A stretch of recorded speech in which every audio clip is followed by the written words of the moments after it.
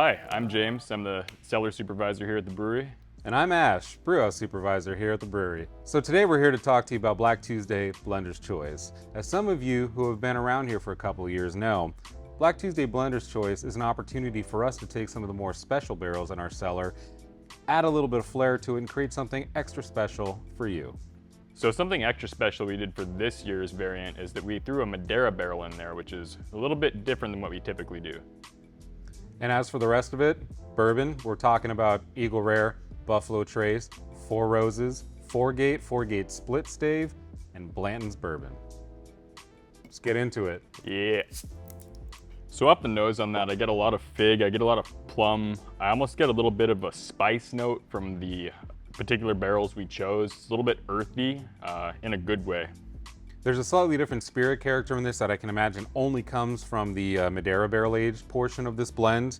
It definitely opens up the bouquet past the typical aromas that you would normally get from bourbon, especially the char and some of the earthier characteristics that James was mentioning earlier. And it's got a lot of body, it's very full, but it also drinks surprisingly light. Every time I take a drink of this, it's not really overwhelming my palate or my mouth with a lot of flavors, but it is bringing a lot of aromatic introduction.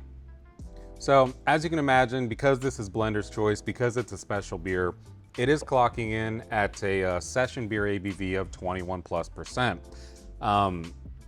That sort of translates on the palate, but is definitely masked by the beautiful level of earthy chocolate, some of those dried fig, dried date flavors that you would expect out of a Black Tuesday. And there's a wave that comes to it. There's like a mid-palate sort of caramelized sugar characteristic that comes and goes as you drink this beer. This is phenomenal.